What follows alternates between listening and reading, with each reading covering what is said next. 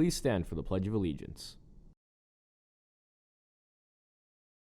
I pledge allegiance to the flag of the United States of America and to the republic for which it stands, one nation, under God, indivisible, with liberty and justice for all.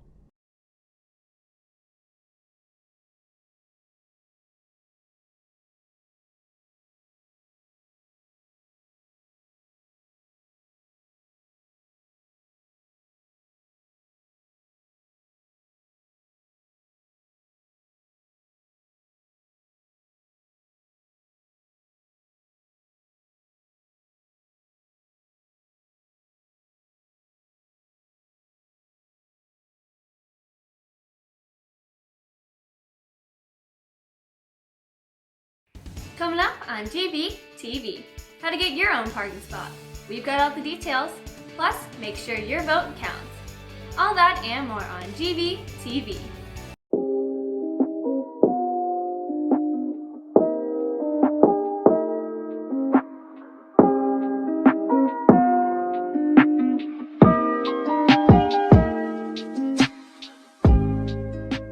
Good morning, Gators. I'm Alexandria Goda, and today is Tuesday, March 16th.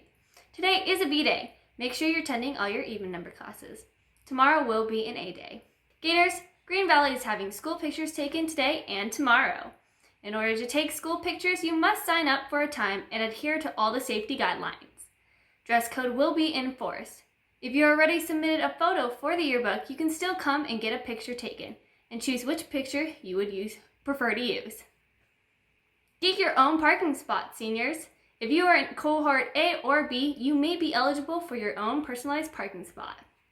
A mandatory meeting is this Friday at 11 a.m. You must attend the meeting in order to receive an application. The Google Meet code is SR Parking Spot 21. For any questions, email Miss Day. Want to know what's happening at Green Valley? Stay in the loop by following our student council's Instagram. They have the latest information that you need to know as a Gator. Stay with us, we'll be right back.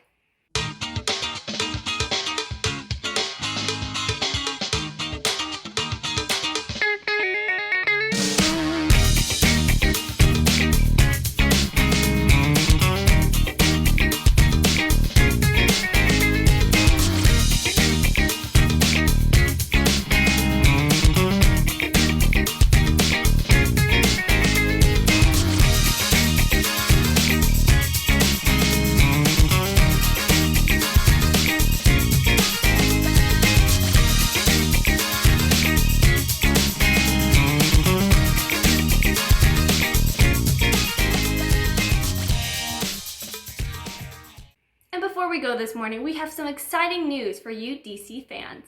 The Snyder Cut of Justice League is releasing this Thursday, so be sure to check it out on HBO Max.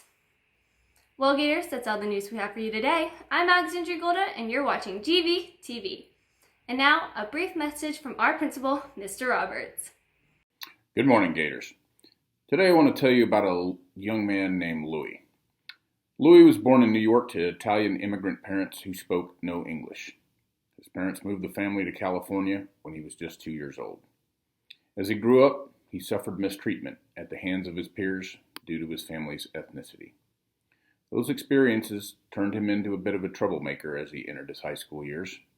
He frequently got into trouble with the law and was headed towards a less than productive adulthood. However, one of his older brothers, who was an avid runner, convinced him to join the track team in high school, and that's when Louis discovered his passion. He turned himself into one of the elite distance runners in the country and qualified for the Olympics in 1936. Finishing 8th in the 5,000-meter run, he set a record for the fastest lap ever recorded, and it seemed as if he was primed for a gold medal run in the next Olympic Games. However, World War II began in Europe just a few years later, and the United States entered the war in 1941. Louis, like many young men his age, enlisted in the service to help his country, eventually earning the rank of second lieutenant as a bombardier aboard a B-24 bomber. He survived numerous dangerous missions, including one where his plane took over 500 rounds of enemy fire before returning to base. In 1943, he and the rest of the crew of the Green Hornet were sent on a rescue mission to find a downed plane. However, his plane experienced mechanical failure and crashed nearly 1,000 miles from base. Only 3 of the 11 crew members survived. Now, here's where the story gets interesting. Clinging to a lifeboat they had salvaged from the plane, Louis and 2 of his crewmates tried to stay alive while they waited for rescue. Every day on the raft brought new challenges, and this ordeal went on for 47 days. After 47 horrendous days adrift at sea, thinking he was going to die, Louis and his fellow crewmate were rescued. And that's when things got even worse. If you're thinking right about now that this sounds like a Hollywood movie, well, you're right. It's the true story of Louis Zamperini. The movie is called Unbroken, and if you've never seen it, you're missing out. I purposefully left out the ending of today's story to tease you into watching the movie. I think you'll find some lessons in it that are very appropriate for the times in which we live. Just keep hanging in there, everyone. We'll get to the end of this pandemic and all of its nasty byproducts, and life will resume. Thanks for listening, everybody. I hope you all have a great day, and remember, you got this.